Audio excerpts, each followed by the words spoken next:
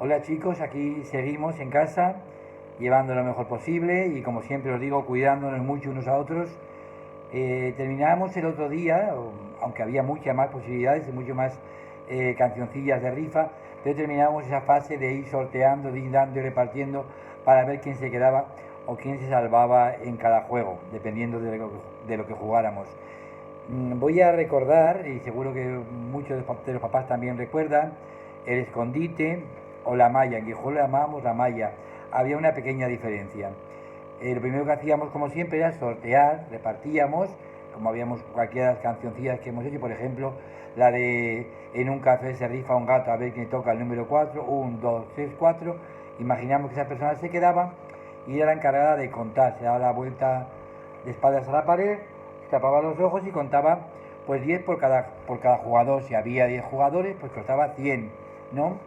¿Qué diferencia hay entre el escondite y en la malla? En el escondite, la persona que salía corriendo, tenía que coger a la persona o por lo menos intentar darle un, dos, tres y ya le llevaba al sitio donde estaba la madre, ¿no? En la malla no, en la malla se contaban también de la misma forma. En Guijuelo jugábamos siempre a la malla, no llamábamos escondite. Yo de hecho hasta que no vine a Salamanca no supe que realmente el escondite era prácticamente el mismo juego que la malla. En la malla se llamaba malla al lugar donde se contaba y era el sitio donde tenía que llevarse a la gente una vez se la iba reconociendo. Como digo, se contaba exactamente igual que en el escondite, tantos 10 por cada persona que había, si 8, 80, si 10, 100. Y al acabar, y mientras así se estaba contando, cada participante se iba escondiendo en diferentes sitios de la calle, de la puerta, del pueblo en el que se viviera, ¿no? Y cuando ya había acabado de contar, el que se había quedado decía: ronda, ronda, el que no se haya escondido que se esconda, y si no, que corra. Uy, uy, que va el alguacil, que va y que fue. Entonces, la persona iba saliendo buscando tal, y solamente con verlo y con saber que era él, porque a veces podía confundirse, tenía que decir el nombre, llegaba al sitio donde había contado y decía: alza la malla por fulanito. Y entonces el otro venía y se ponía allí. O alza la malla por menganito. Y tenía que salir y llegar allí. El último, había algunos que podían salvar a los compañeros, ¿no? Entonces estaba, se quedaba la malla libre porque el que había contado iba a buscar a otros, alguien que estaba cercano y que, pasando desapercibido, podía llegar, darle y salvarle. Y así hasta que pillaba a todos. El último, si era capaz de llegar a la malla sin que le viera el que se quedaba, podía salvar al resto de los compañeros, podía decir: hasta la malla por mí y por todos mis compañeros, y por mí el primero, y se libraban todos.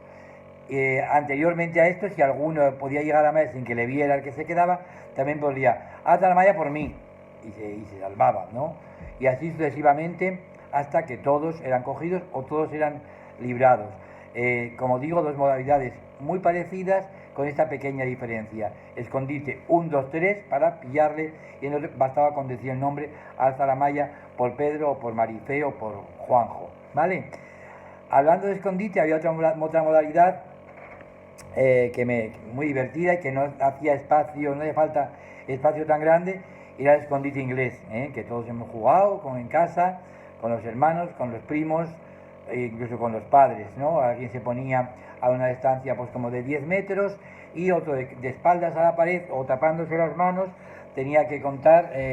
Había dos versiones, yo conozco dos versiones: una que era 1, 2 y 3, escondite inglés sin mover las manos ni los pies; otro que decía 1, 2, 3, escondite inglés y alza la malla al portugués, que es como jugábamos en Guijuelo.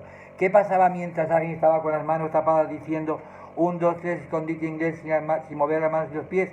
Que el resto de participantes, que estaban situados, como he dicho, a 10 metros, tenían que intentar avanzar en lo que duraba este tiempo de los ojos cerrados. Si abríamos los ojos y veíamos a alguien moverse, decías: Mari Carmen, para atrás; José Luis, para atrás, y había que volver a empezar otra vez, ¿vale? Y así todo el tiempo, hasta que alguien podía llegar a tocar a la persona que estaba con las manos cubiertas mientras mantenía las manos, como digo, cubiertas. Le daba, entonces esa persona era la que se quedaba. Y el juego se volvía a empezar. 1, 2, 3, escondite inglés sin mover las manos y los pies. O 1, 2, 3, escondite inglés y alza la malla, el portugués. ¿Vale? O del escondite o la malla, los que tengáis patio, jardines, podéis jugar y seáis 3 o 4 en casa. Pero el escondite inglés podéis jugar también siendo 3 o 4 personas y en el salón de casa perfectamente. Chicos, mañana o pasado nos vemos, seguir disfrutando de lo que tenemos. Tenemos que adaptarnos siempre a lo que hay. Es lo mejor en este mundo es tener la capacidad de adaptación, y mimetizarnos con nuestro entorno, con nuestra casa, con nuestra realidad, querer mucho a los papis, a las mamis, a los abuelos, a los que tengamos. Y desde la distancia seguir en contacto con nuestros seres queridos, que lo vamos a valorar todos muchísimo. Besos y seguimos viéndonos.